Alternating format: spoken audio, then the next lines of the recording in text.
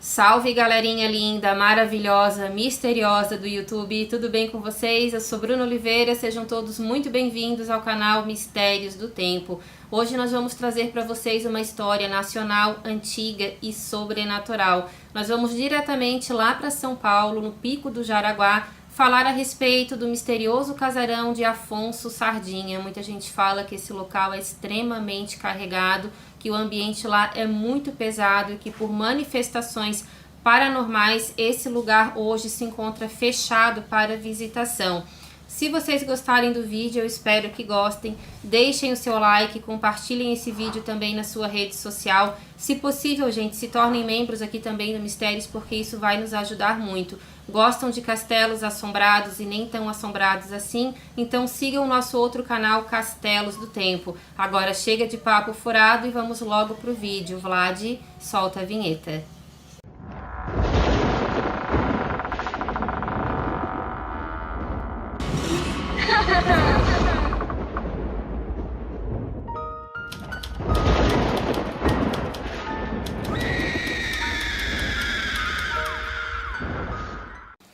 Antes da gente começar a falar sobre essa história para vocês, nós vamos também conhecer um pouco mais a respeito da região do Pico do Jaraguá, depois do casarão Afonso Sardinha. Mas antes de chegar nesse ponto, nós vamos conhecer quem foi esse homem, quem ele era, o que ele representou para a colonização aqui do Brasil.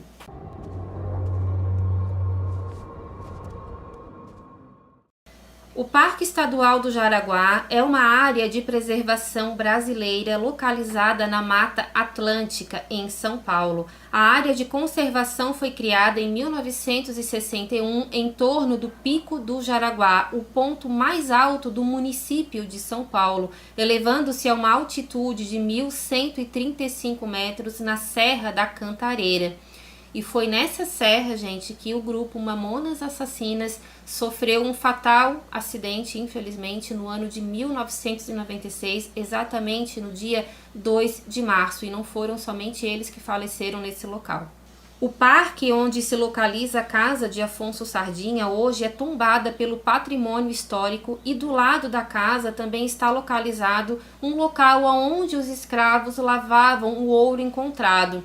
Esse local, gente, na verdade, eles são pias, tá? Pias feitas ali com uma espécie de cimento, um material bem resistente, que é o original daquela época. Então essas pias parece que se encontram também lá no Pico do Jaraguá, mas em outras partes também do morro também há essas pias, e ao redor desse local muitas pessoas falam que muitos espíritos ainda vagam acorrentados e que são sim os espíritos daqueles que lavavam o ouro justamente nessas pias, e daqui a pouquinho a gente já vai chegar nessa parte do vídeo. Para se chegar ao Pico do Jaraguá é utilizado 3 trilhas, uma delas se chama Trilha do Lago, Trilha da Bica e Trilha do Paisé. E muita gente que visitou esse local utilizando essas trilhas falam que esses locais são extremamente assombrados, que a sensação de presença é muito grande, que muita gente acabou desistindo do passeio no meio do caminho. E é justamente nesse lugar, em meio à linda Mata Atlântica, que ocorreu uma história que marcaria o estado de São Paulo para sempre. É uma história antiga da época colonial e que envolve guerras, ouro e morte. E um desses pioneiros, um bandeirante imponente, marcou a vida e morte de muitas pessoas. E esse homem era o bandeirante Afonso Sardinha. Afonso Sardinha foi um bandeirante considerado cruel e muito ambicioso, com o apelido de O Velho. Ele nasceu em Portugal em 1535, mas ele chegou ao Brasil somente em meados de 1550. Mas antes de chegar na parte falando propriamente do Afonso Sardinha, deixa eu perguntar uma coisa para vocês. Vocês sabem o que era um bandeirante? Os bandeirantes, também chamados de sertanistas, foram os exploradores pioneiros a desbravar os sertões brasileiros entre os séculos 16 e 18. Via de regra, eram descendentes direto de europeus, mas a maioria deles eram portugueses. Os bandeirantes rompiam as fronteiras estabelecidas pelo Tratado de Tordesilhas, conquistando palmo a palmo cada região onde eles exploravam, e eles tinham total apoio, principalmente da coroa portuguesa, que queria saber o que o Brasil tinha a oferecer para eles. Então, para que eles não dessem a cara literalmente à tapa e enfrentar com sangue realmente nos olhos as tribos indígenas que moravam lá naquela época, que eram os Guaranis e os Carijós, tá, gente? Então, naquela época haviam essas duas tribos que moravam lá, e eles com certeza não gostaram nem um pouco de ver a sua casa invadida, até porque esses bandeirantes, eles não pediam licença para entrar na casa dos outros, eles simplesmente entravam, aterrorizavam, né, os povos indígenas. E infelizmente a nossa colonização, ela foi feita sim à base de muitos abusos, e por causa disso muitas pessoas morreram, principalmente os indígenas. Os bandeirantes estavam sempre armados, usando coletes e armaduras, pistolas, espingardas, espadas, lanças, entre outros armamentos que destacavam esses bandeirantes. Então, assim, gente, de longe já dava para ver quem eram os bandeirantes. Eles já amedrontavam só de olhar, porque eles viviam armados da cabeça aos pés, literalmente. Os indígenas também tinham as suas armas, que eram também bastante letais, mas eles não tinham arma de fogo. Com o passar do tempo, conforme os bandeirantes iam desbravando essas terras, aqueles indígenas que eles não matavam, eles acabavam levando junto com eles para servirem também de mulas, né? Porque eles carregavam todos os equipamentos, carregavam também o ouro que era encontrado, e muitas indígenas eram levadas, infelizmente, para serem escravas sexuais. Os bandeirantes ajudaram na colonização e descoberta de minérios, mas infelizmente a nossa colonização veio boa parte de nascimento de crianças, frutos de abusos cometidos. Voltando a falar sobre o Afonso Sardinha, ele foi um dos pioneiros do ciclo do ouro em São Paulo. Ele descobriu vestígios desse minério precioso no Ribeirão Itaí, que fica no topo do Jaraguá, por volta do ano de 1580. Como ele achou bastante ouro naquela região, ele resolveu se estabelecer por ali e ele decidiu construir uma fazenda. Essa fazenda se chamava Jaraguá, mas como toda fazenda também precisava de uma sede. E qual era a sede? Justamente o casarão Afonso Sardinha. Esse casarão, gente, ele tem uma história muito macabra, tá? Então vai envolver alguns relatos que pode ser sim bastante sensíveis, e daqui a pouquinho eu já vou contar para vocês o que tem na construção desse casarão. Afonso Sardinha foi nomeado almotacel, é uma espécie de fiscal do período colonial, isso em 1575, e nos anos de 1576 a 1577, o seu nome também surge na cidade de São Paulo como vereador. Então ele era não somente um bandeirante que conseguiu encontrar muito ouro, enriqueceu bastante às custas de sofrimento de pessoas escravizadas, tá, que vieram lá de Angola, porque ele foi um dos primeiros a traficar pessoas negras. Ele esteve lá, comprou alguns negros e veio para cá e acabou revendendo, mas não satisfeito com tudo isso, o que ele pensou? Ele montou também um centro de reprodução humana, onde ele obrigava essas pessoas a manterem relações sexuais, tá? Isso, tanto pessoas negras, tá? Entre elas, mas também pessoas que eram raptadas das tribos, ou seja, ali ele também colocava as índias juntamente, tá, com os negros que ele trazia lá de Angola, para que eles pudessem ter relações sexuais, e ali um abuso, né, de ambas as partes eram cometidas. Eles eram obrigados a manter relações sexuais para que pudessem então nascer crianças que eram comercializadas. Infelizmente, gente, isso faz parte da nossa história, é uma atrocidade, mas é impossível continuar esse vídeo sem contar o que realmente aconteceu, porque isso são histórias que muitas vezes a gente não aprende na escola. Como eu comentei com vocês, a tribo Guarani e a tribo dos Carijós já habitavam aquele local há muitos anos. Para vocês terem uma ideia, o Pico do Jaraguá em si, ele tem cerca de 500 milhões de anos. Então, assim, essas tribos já estavam ali há muito tempo, assim, um tempo incalculável, antes dos portugueses chegarem e tomarem a terra desses indígenas. Infelizmente poderia ter sido tudo muito diferente, mas não foi, e muita violência foi travada, muita gente morreu, foi feita uma verdadeira carnificina naquele lugar, porque os índios também lutaram para que o seu local fosse respeitado, e o Pico do Jaraguá também era um cemitério sagrado para eles.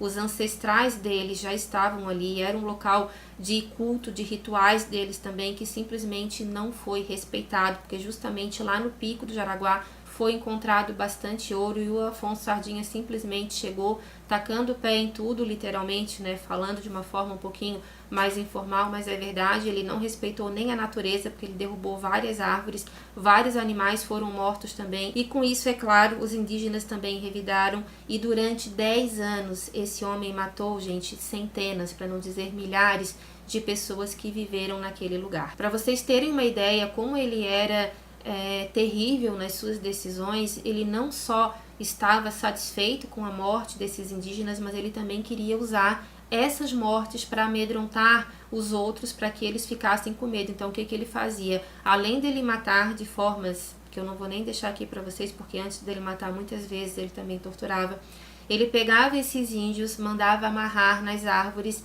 e ai de quem tentasse tirá-los dali. Então muitas pessoas que eram familiares desses índios que foram mortos ficavam ali de campana vários dias para tentar recuperar o corpo dos seus familiares, mas esse homem não deixava. Aqueles corpos ficavam ali apodrecendo para que isso servisse de lição, para que então os indígenas se rendessem, mas pouquíssimos ficaram com medo dele, e como eu falei para vocês, aqueles que não morreram, principalmente as mulheres, foram levadas para servirem de escravas sexuais, não só para ele, mas para os outros bandeirantes também. Era uma coisa muito triste, porque ali haviam índias muito jovens, praticamente crianças, que também sofreram esse tipo de abuso. Em meados de 1580, Afonso Sardinha, já sabendo que tinha muito ouro para ser descoberto no topo do Jaraguá, ele ordena então a construção de tanques para a lavagem do ouro, e esses tanques, como eu falei para vocês, ainda estão lá, e foi aí que ele começou a construção do casarão dele também, que serviu de sede para a fazenda dele. Naquela época, muitas construções eram feitas de taipa de pilão.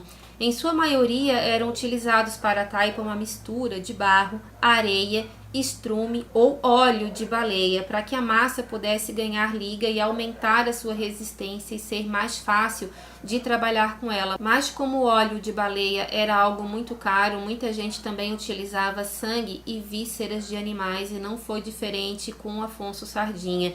Não eram todas as pessoas que gostavam de usar esse tipo de material, mas o Afonso Sardinha parece que fez uma limpa dos animais que ele acabou matando para poder derrubar aquela vegetação, mas há quem diga, inclusive alguns pesquisadores, historiadores mesmo, tá? Não só da parte sobrenatural dessa história, mas pessoas que pesquisaram a fundo essa região e a história do Afonso Sardinha, eles garantem que ele não usou somente vísceras e sangue de animais, mas também vísceras e sangue de negros e de indígenas, que para esse homem tanto fazia. Na verdade é isso mesmo, essas pessoas eram consideradas verdadeiros animais, porque nem em solo católico sagrado eles poderiam ser enterrados, jamais poderiam entrar dentro de uma igreja, a não ser depois, quando eles pediram, né, para os jesuítas fazerem então essa doutrinação desses indígenas e negros vindos de Angola, mas isso é papo para um outro vídeo, eu não vou me aprofundar muito nessa parte. Mas se eles não fossem doutrinados, era assim mesmo que funcionava, e mesmo quando eles aceitavam essa doutrinação, porque eles tinham os deuses dele também, eles tinham a sua cultura, a sua fé em outras coisas que não tinha nada a ver com o catolicismo, tá? Mas que isso também não foi respeitado, nem a fé deles, na verdade, foi respeitada. Enfim, voltando ao casarão de Afonso Sardinha, nesse caso, gente, a taipa que ele tinha ali, a taipa de pilão, era considerado um material bastante resistente. Muita gente da época falava que provavelmente ele usava algum ingrediente muito diferenciado. E aí que essa história do sangue de pessoas ter sido realmente usado ganha ainda mais força. Na placa que existe na frente da casa é confirmado que o casarão possuía 21 cômodos mais a senzala, e que sim, que essa casa foi feita com taipa de pilão, utilizando sangue, vísceras de animais, barro e folhas secas em suas paredes, que tinham 80 centímetros de espessura. Agora vocês imaginam o cheiro que ficava naquele local, porque assim, ó, mesmo sendo sangue e vísceras de animais, dizem assim que o cheiro era terrível e que a energia daquele lugar era simplesmente trevosa, era um lugar assim que muitas pessoas naquela época já não se sentiam bem indo para lá, e hoje médiums, sensitivos, até mesmo céticos que não acreditam em nada, mas eles chegam lá e eles falam que realmente o clima ali é muito pesado, e hoje o casarão só pode ser visto, gente, por fora. Para vocês terem uma ideia do que aconteceu lá dentro, eu já vou contar para vocês. Simplesmente foi fechado porque as pessoas não se sentiam bem. Teve muitos desmaios, acidentes. Os próprios trabalhadores, guias voluntários também que iam lá para contar a história do local, eles não conseguiram ficar lá dentro. Então o local realmente passa pra gente uma energia muito carregada mesmo. O Afonso Sardinha, ele era casado com uma mulher que se chamava Maria Gonçalves. A Maria Gonçalves, gente, ela não era uma índia, tá? Ela era uma mulher que tinha até um certo reconhecimento por causa da família dela. O pai dela parece que era uma pessoa bastante importante na região. Então a Maria da Conceição não era nenhuma índia. Porém, o que acontece? O Afonso Sardinha, ele foi casado com essa mulher muitos anos, tá? Tanto é que ele morreu primeiro do que ela, só que eles não tiveram filhos. Ele também tinha uma amante. Eu vou colocar dessa forma porque isso é o que está relacionado nos registros históricos, mas muitos historiadores acreditam que na verdade ela não era amante coisa nenhuma. Que essa mulher, que era uma indígena, agora eu não sei se ela era da tribo dos Carijós ou da tribo dos Guaranis, mas enfim, pouco importa, ela era uma pessoa que supostamente foi sequestrada, mantida em cativeiro, como amante desse homem. Parece que a Maria Gonçalves teve que engolir tudo isso porque ela vivia inclusive na mesma casa que eles, mas muita gente bate na tecla que ela foi sequestrada e ela era abusada por ele. E acabou acontecendo o nascimento de um menino que recebeu o mesmo nome dele, Afonso Sardinha, só que esse rapaz era conhecido como o Moço, por isso que o Afonso Sardinha era conhecido como o Velho, para separar ali, né, o nome de pai e de filho. Esse menino, ele teria sido criado pela Maria da Conceição e pelo Afonso Sardinha. Agora, o que aconteceu com a senhora que era indígena e que era mãe dele, eu não consegui descobrir. Mas esse rapaz, ele andava para cima e para baixo com o Afonso Sardinha, só que ele não pôde reconhecer ou não quis reconhecer esse rapaz porque ele não era fruto de um casamento legítimo. E isso ele teria colocado, inclusive, lá no testamento dele, mas foi um rapaz que seguiu também bastante o passo, né, do pai dele, referente a descobrir ouro, a caçar novos horizontes. Então dizem que ele também conseguiu bastante sucesso nessa parte, que ele também conseguiu encontrar bastante ouro por onde ele passou. Em 1604, Afonso Sardinha fez um testamento, mas quem escreveu foi o padre João Álvares, e com isso todos consideravam ele analfabeto, até mesmo pelo fato dele costumar assinar uma tríplice cruz, que é uma cruz de 3 pontas. Mas isso não era verdade, porque algum tempo depois foi encontrado alguns documentos assinados por ele na época em que ele foi vereador.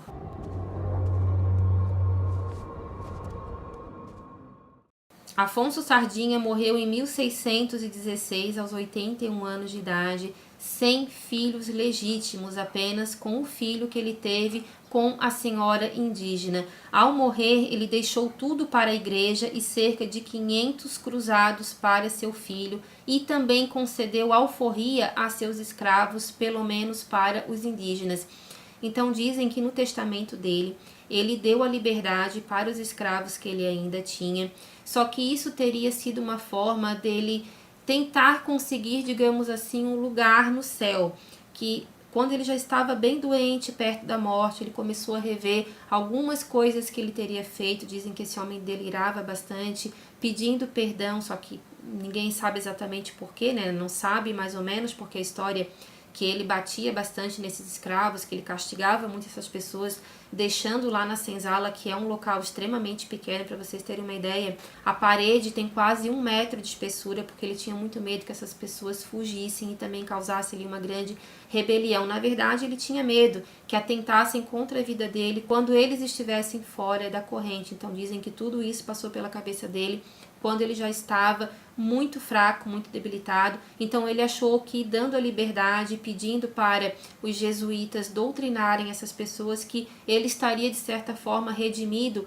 por todos, né, os pecados que ele teria cometido com eles, que não foram poucos. Afonso Sardinha, por incrível que pareça, foi considerado benfeitor da ordem pelos jesuítas e ele foi enterrado na igreja do colégio, transformada em panteão dos grandes homens dos primórdios de São Paulo.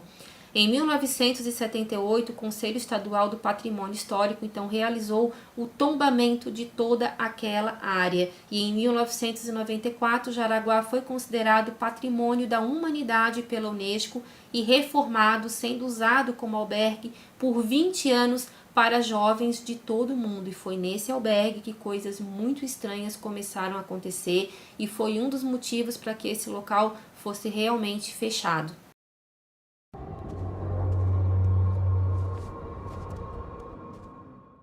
Alguns jovens do albergue relatavam fenômenos paranormais como toques invisíveis e sons de correntes sendo arrastadas. Muitos jovens que foram para lá, gente, eles vieram de outras regiões, não só do Brasil, mas também de outros países. Então, eles vieram para o Brasil, muitos deles sem saber do que realmente tinha acontecido ali, mas dizem que na primeira noite que eles ficaram, já teve jovens ali que pediu por favor para ser retirado daquele lugar, porque eles viram sombras passando, barulhos de corrente. Teve pessoas que falaram que teve o cabelo puxado e meninas mais jovens sentiam que tinha alguma coisa querendo tocá-las de forma mais íntima. Tudo isso foi relatado praticamente assim de uma forma coletiva, não era uma única pessoa que contava tudo isso e por causa de tanta reclamação, muita gente acabou fugindo de lá também. Em 2008, esse albergue foi fechado e o motivo que foi dado foi justamente esse: assuntos relacionados ao sobrenatural, e os funcionários que trabalhavam lá na época garantiram que tudo isso era verdade sim, e era uma rotatividade imensa porque ninguém queria trabalhar lá dentro. Fora tudo isso que eles viam, eles também sentiam um cheiro de sangue muito forte que brotava justamente das paredes. Os funcionários que trabalhavam no casarão nessa época, eles morriam de medo desse lugar e também falavam que todos os dias ao cair da noite o barulho de algo que lembrava uma multidão chegando pela mata, era essa mesma expressão, era como se muita gente estivesse vindo, correndo de dentro da mata, e esse barulho ele meio que passava, ninguém via, mas eles escutavam aquele barulho saindo da mata e indo diretamente para a senzala.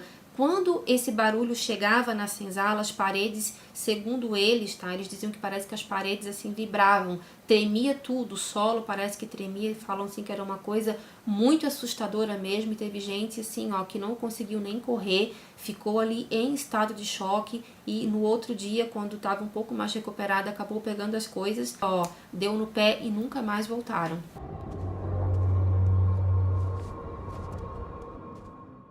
Os seguranças que fazem a ronda noturna pelo parque evitam passar por perto do casarão, alegando que já viram vultos circulando por suas dependências, além de ouvirem risadas e lamentos vindos do seu interior. Um dos vigilantes que trabalhou lá em determinado ano, que eu não consegui descobrir em que ano ele deu essa entrevista para um site, um desses vigilantes falou que, na verdade, ele já tinha visto muitas sombras passarem, só que assim, o casarão hoje, como eu falei para vocês, ele é fechado, não dá para visitar ele por dentro, você só pode andar por ele, né, ao redor dele e também pelo parque, porque o parque recebe muitos visitantes que vão lá, muita gente também curiosa para conhecer o casarão, mas não tem jeito, tá, gente? Até eu não entendo porque eles não explicam muito bem por que esse casarão não é aberto, mas outras pessoas já falam que é por causa da energia carregada e para evitar problema, evitar maior burburinho com equipes de caça-fantasmas, eles preferem fazer dessa forma. Então, não dá para entrar mesmo, tá? Infelizmente, não dá para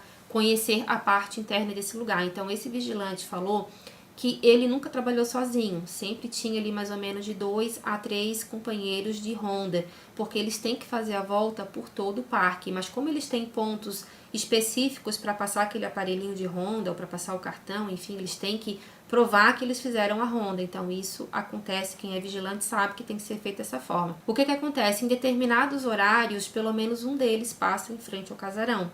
E esse vigilante falou que em uma noite ele escutou assim um barulho terrível, como se alguma coisa tivesse sendo feita dentro daquela casa, uma espécie de briga, mas ao mesmo tempo tinha risada também. Era como se muitos móveis estivessem sendo jogados pela parede. Ele chamou pelo rádio, então aquele colega que estava mais próximo, um deles acabou vindo, escutou aquele barulho todo. Eles foram até a sala da administração pegar a chave da porta para tentar ver o que estava acontecendo, porque era muito barulho, era como se tivesse uma briga muito grande ali dentro. As paredes batiam, vibravam, as portas batiam, as janelas também batiam. Era uma coisa assim muito assustadora e a porta não abria. Eles ficaram com muito medo e resolveram chamar a polícia. E assim, gente, esse caso realmente aconteceu. Um boletim de ocorrência foi feito, uma viatura foi encaminhada para lá com cerca de 2 a 3 policiais que também escutaram os barulhos vindos de dentro daquela casa, já pegaram as armas, deram voz para que quem estivesse lá dentro saísse com as mãos para cima, mas eles não fizeram. Essas pessoas, a princípio essas pessoas estavam fazendo um fuzuê danado dentro daquela casa, até que eles tentaram abrir a porta e a porta abriu, e nesse momento o que foi encontrado lá dentro? Absolutamente nada. Tudo estava em perfeita ordem. Os policiais também ficaram muito impressionados com tudo isso. E assim, desses 3 vigilantes, pelo que eu entendi, pelo menos um deles acabou saindo depois desse episódio, não ficou mais, não quis mais trabalhar ali.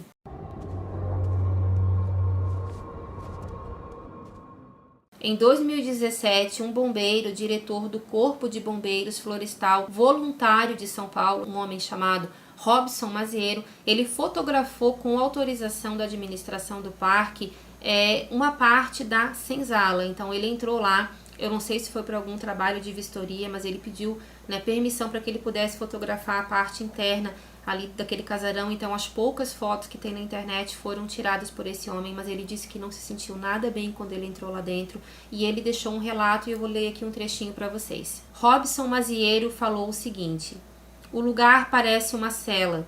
Ele tem 4 paredes tão espessas que chegam a ter quase 1 metro de largura. Há uma grade de ferro antiga que separa os ambientes. Assim que entrei, me senti um tanto sufocado. Havia um ar pesado.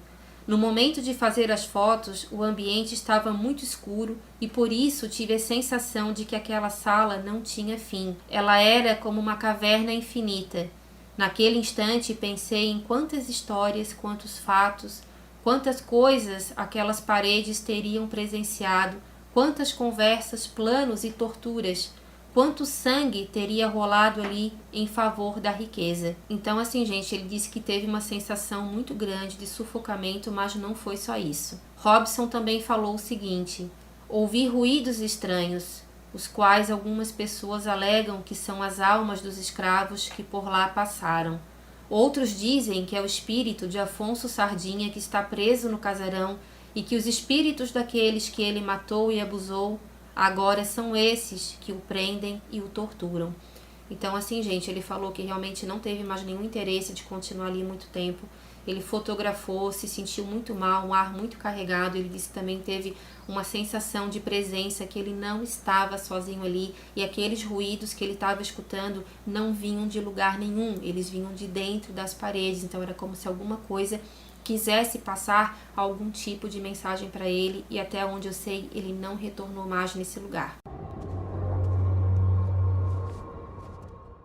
No Pico do Jaraguá, ponto mais alto da cidade, foram instaladas 2 importantes antenas de transmissão. Pouca gente sabe, mas o Pico do Jaraguá significa em tupi Senhor do Vale, e é o nome dado justamente no ponto maior, aonde alcança 1.135 metros, aonde em 1962 foi instalada a rede de transmissão da rede Bandeirantes, e o menor ponto, com 1.127 metros, se chama Pico do Papagaio, onde em 1969 foi construída a antena da TV Cultura.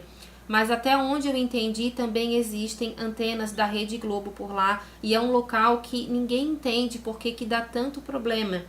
Na verdade, eu não sei nem por que essas antenas foram colocadas ali. Eu acredito que seja somente pela altura, porque elas vivem dando problemas, e incêndios sem nenhuma justificativa acontecem por lá, não só nessas antenas, mas em todo o Pico do Jaraguá e esses incêndios são considerados até hoje misteriosos e muita gente acredita que o sobrenatural tem a ver com isso, que esse local é extremamente carregado, que a energia magnética que tem ali também acaba causando esse tipo de coisa. Na década de 1970, enquanto 2 antenas de transmissão eram construídas, diversos operários morreram em inúmeros acidentes.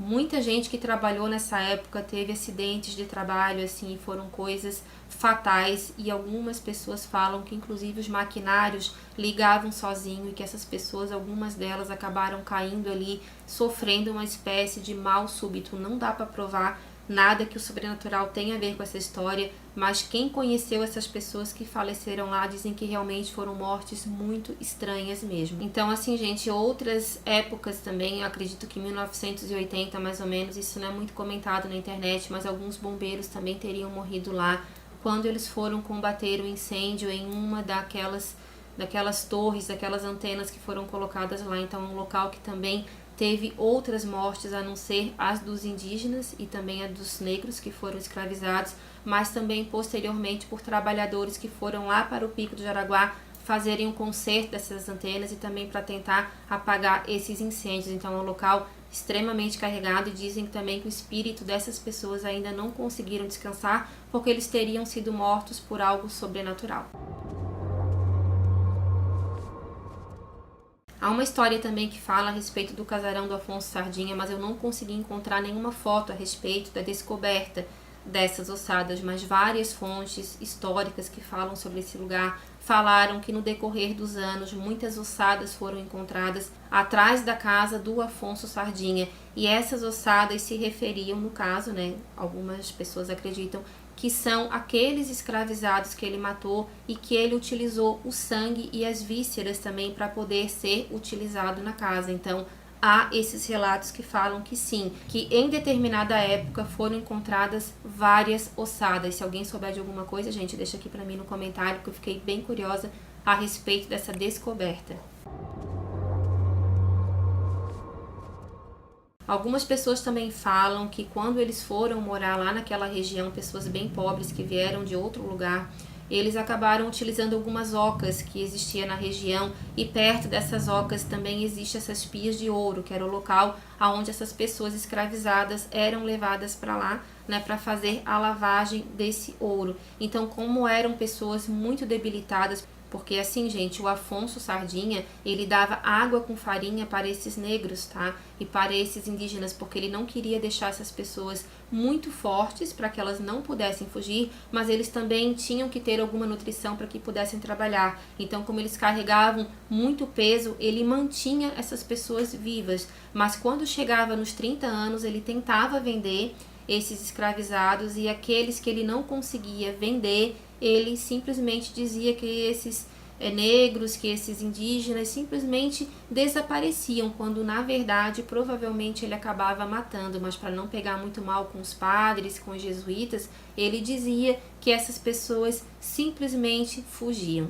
Como essas pias também eram um local de muito sofrimento, porque aqueles que estavam muito fracos para conseguir lavar o ouro eram açoitados ali mesmo, muita gente que vivia nessas ocas, né, que ocupou essas casas como uma casa provisória, falaram que durante a noite elas não conseguiam dormir porque elas escutavam pessoas gritando, pessoas chorando e barulhos de corrente que simplesmente apareciam, tá, naquelas pias de ouro.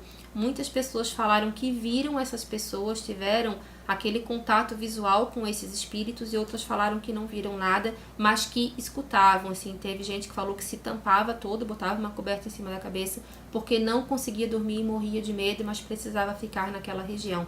Então, assim, gente, é um local que foi muito marcado por guerras, pela caçada do ouro, por abusos físicos, abusos sexuais. A casa de Afonso Sardinha é conhecida como a Casa de Sangue. Muita gente fala que já viu várias pessoas falaram que já viram pessoas escravizadas com roupas esfarrapadas andando ao redor da casa. Os vigilantes são os que mais reconhecem esse tipo de fenômeno, e é por isso que as empresas têm muita dificuldade de manter alguém ali. São pouquíssimos que ficam mais de um ano nessa função. Se tiver alguém ali que ficou desde o começo, realmente assim, ó, é uma raridade, porque são várias fontes que falam que isso não é balela, que realmente há uma dificuldade muito grande em conseguir funcionários. Então, assim, um local que até hoje, gente, não funcionou nada lá dentro. Tentaram abrir um museu alguns anos atrás, até abriram realmente algum tempo para visitação, mas pessoas caíram ali dentro, desmaiaram, passaram muito mal mesmo,